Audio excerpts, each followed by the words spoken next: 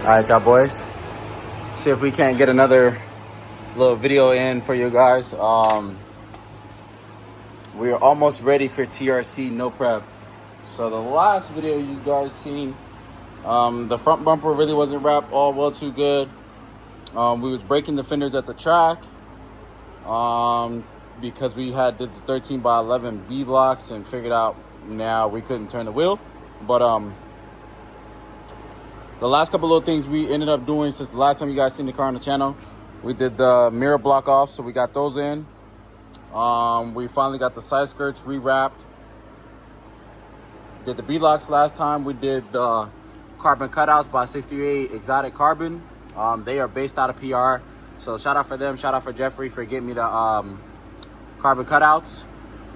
So we got the fenders rewrapped, front bumper rewrapped, push locks over the wrap really good. I just finished wrapping the hood last night. So we got the hood all sanded down, got a new sticker on it from Limitless Expressions. They handle all my decals, all my stickers, all that good stuff, banners. So we tried something new. We took them the same color wrap that I did and got the banners cut in the wrap. So it actually came out really good. So if you guys want to, test out and cut wrap for decals and stuff like that to match the car, depending on what type of wrap you got, mine laid out really good. So, I'm not vouching for all, but I'm vouching for what I use. So we was using the Vivid wrap the whole car in the Vivid wrap. We did get a new windshield put in. We got the roll cage painted all throughout the car. We got the roll cage painted. Everything looks real nice, clean. It's not looking dusty and rusty. Carbon cutouts on this side, fender rewrap. We got the rear bumper wrap too. So car is officially 100% wrapped to my liking. And that's about it. Oh, we did end up fixing the mid plate. The mid plate broke. We got brand new solid mounts. I ripped all the bolts out the transmission, so I ended up drilling and inserting those, and then I just did studs. So if I ever want to just pull the trans out, I could just take the nuts off. So that way it's not stressing the casing, or I'm not always constantly taking bolts out of the casing. So Loctited those in there, screwed them in as far as I want it. Nuts, so those are the 17 or 19. I can just take them out with the impact. So brand new solid mounts. We also did the extra B and D mount that goes to the trans that bolts to the frame underneath. So we did that as well. And we're gonna see if we can't get you guys an install video on this Delacruz B series locking dipstick. So shout out to Delacruz. We're gonna see if we can get an install on this really quick. See how complicated it's gonna be to take out that old one that's been in there for 20 plus years. So I'm gonna start by getting that out. And we got good oil. I'm gonna throw that down there and see if we can't get some pliers, wiggle that up. See if it shouldn't fight us too much, but who knows? Like I said, it's been in there for 20 years. So B series boys, we finally got something on the market. Delacruz, he makes them in this pretty silver, and I think he also makes them in black. I went with the silver because 90% of the stuff in my engine bay is already black. So again, shout out to Delacruz, shout out to MMZ Raceworks, MMZ Jeffrey, for always supplying me with the best of the best parts. Carbon cutouts, we got those. We got the MMZ lower rear arms. So let me get some pliers really quick, and I'm gonna see if I can't get that dipstick tube out. All right, so for my sake, I'm pulling my vent tubes off of the valve cover, and I'm gonna take my O2 bong out.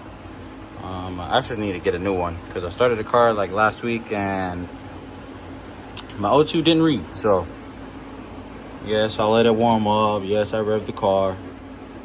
It's been in there for probably about 2 years now, a year and a half. And it don't look the worst, but it's not reading. So we're gonna try and get this dump tube off and see if I have enough space to maybe get a flathead in there. and try getting this out, because I can pull on it with some pliers as of right now, but I don't think I can get it out. That thing's being a little stubborn, so I'm gonna take the jump tube off and see if we can't pry up on it with a flathead.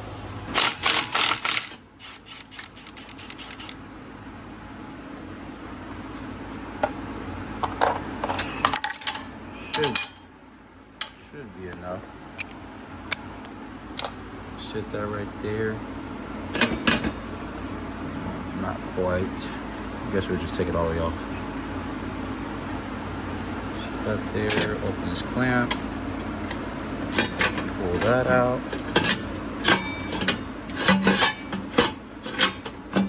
Alright, I think we dropped that down far enough. I think we'll probably get a flathead in there now.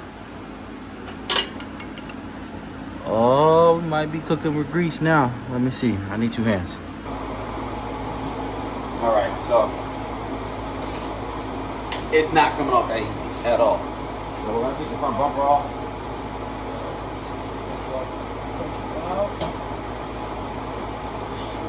Still.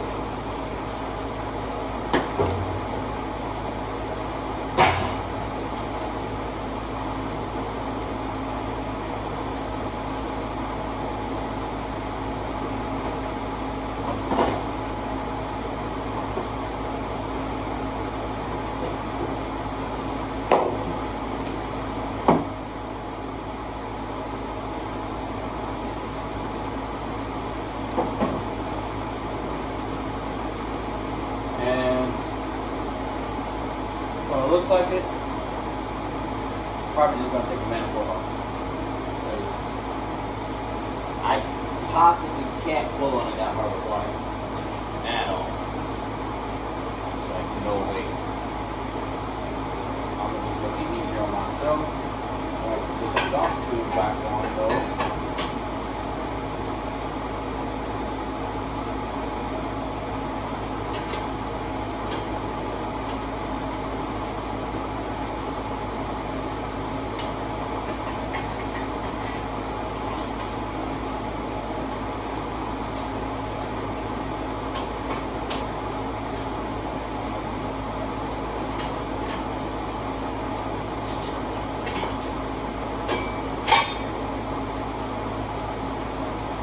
Alright, so we got the turbo kit off, and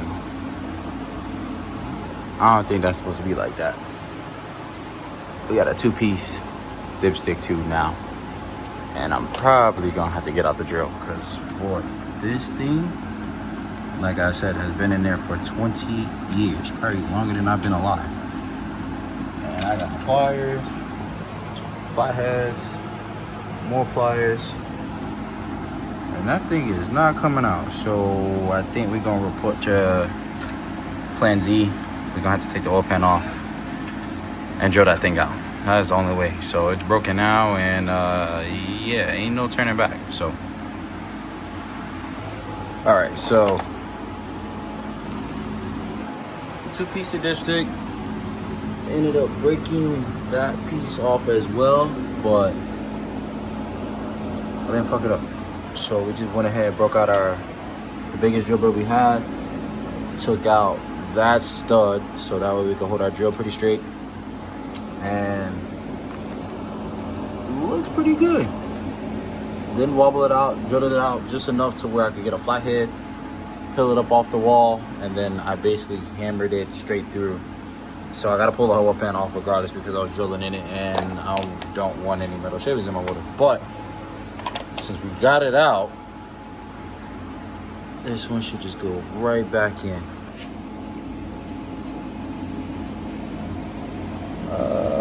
It's not gonna go exactly back in. I think we're gonna have to tap it in, but let me get some and see how I'm gonna figure that out and get it tapped in straight. All right, I think we kind of got it started.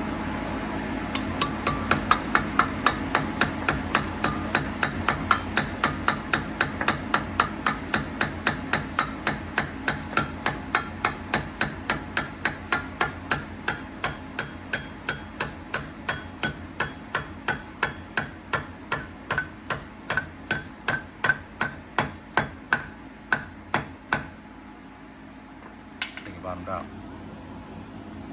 And it's nice and snug. Yeah, it's touching. And no, I didn't mess it up. I was being gentle. Just to make it go ahead and just drive it in there. And I think we got ourselves a locking dipstick, boys. Let's see. Twist that bad boy on in there. Oh, fire. And we go ahead and pull on it. It did secure in the bottom. So if yours don't come out, probably gonna end up breaking it, drilling it out. Make sure you take the oil pan off and clean it, because that's what we're about to do here in a second. I am gonna put the turbo manifold back on though. And then jack the car up, change the oil, since it has stuff in it anyways, and I dropped a drill bit in there, but we're not gonna talk about that. But locking dipstick. So that's the Delacruz locking dipstick install. I'm not gonna bore you guys with taking an oil pan off a B series. If you don't know how to do that, then there's plenty of other videos out there. And then I'm gonna get my turbo kit back on, put the whole car back together, go get some fresh oil, and maybe we might wrap up this video doing a fire up, making sure everything's plugged in, working the way it's supposed to. And that's gonna be it for this one. All right, so wrapping up, we got the car all back together. Man, I don't know. It's the little things for me, falling in love. But got it in there. We gotta adjust it where we want it to. Fits our manifold, turbo, clean. I think we just need to turn it just a little bit more, but for the most part, no, we got it. I double checked it. I was about to say. Once again, from MMZ Raceworks, MMZ Jeffrey, Delacruz. We got the B series locking dipstick install. Clears perfect, phenomenal. Got space around all sides. If you ask me, it just looks a whole lot cleaner than obviously the stock. So, you know, that's what these guys are doing when it comes to R&D and designing new product. You not only also just want to design something just to replace it, but, you know, add little upgrades, features, and stuff like that. Because, you know, these cars, they make a lot of boost pressure, stuff like that. Some, depending on your setup, you know, you're going to have crankcase pressure. We try to mitigate that with catch cans, overflow, burn down tanks, and stuff like that, vacuum pumps. But, you know, something just as simple as a locking dipstick can prevent fires, oil spill downs, all that stuff. Especially, you know, we try to run belly pans on our car, but, you know, God forbid you want to be the Joe Blow that doesn't want to run their belly pan and stuff like that. You can oil down under your tires, stuff like that, cause you to lose control. And then, you know, it's not only aesthetics for me, but I think it's a step in the safety direction. So this is only pushed in there with just pushed in the factory style. It just kind of sits there. So, you know, if you're the type of car that's running a lot of boost, you're gonna have crankcase pressure, you know. So depending on your setup, if you're running vacuum pumps, you know, burn down tanks inside the car, stuff like that, to mitigate and relieve the crankcase from the pressure, something as simple as this can just push out. And now you have oil vapors and stuff like that all over this hot turbo manifold from two-stepping, leaving on the you know, on whatever your RPM, your boost and stuff like that. And something just as simple as pushing the oil dipstick out can allow oil to come out with it too, depending on your crankcase pressure, and soak a turbo manifold, soak the up pipes, and start a fire under the hood. So, you know, I like it. Not just aesthetics for me. So, you know, something as it's screwing in, that's going to prevent one last, you know, little thing of fire or whatever. So, you know, once again, shout out to Delacruz, MMZ Jeffrey, MMZ Raceworks. So this video will probably be going out in the morning of the B series locking dipstick. K series guys, you know, you guys have had dipsticks and stuff like that out for a minute. fancy ones. So it's time to put the B Series boys on the map. Yes, sir. And that's it. It's not going to come out. It's not going to vibrate. Crankcase pressure isn't going to push out. Screws in. Nice and snug, firm. So, you know, glad I got to be the test subject.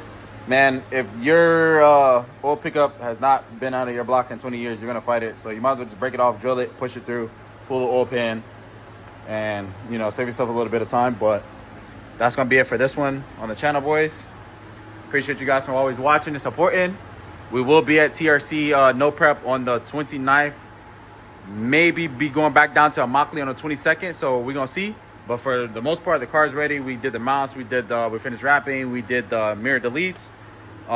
We added the extra mount over here in the corner, like we said. And we fixed the traction bar from the last video of us braking and the carnage at Leadfoot. So catch you on the next one. Last but not least, we are also running a Delacruz cam and crank for the T1. We've had that in the car about 2 years now. Fancy little red light when it's cranking to let you know that it's working and it's syncing. The T1, when we originally bought the cam and crank trigger kit from T1 Develop, it didn't really last that long. So shout out to Delacruz again. That's been in the car for 2 years now. No issues whatsoever. So we got the Delacruz cranking cam trigger, as well with the locking dipstick. And again, you guys got to go support your local parts guys. They're the one that keeps you know, parts in stock, parts in deck for when you need them the most. Can't stress that enough. So make sure you guys go follow Delacruz, MMZ Jeffrey, MMZ Raceworks, and put their ads right here in the bottom. Y'all go show love.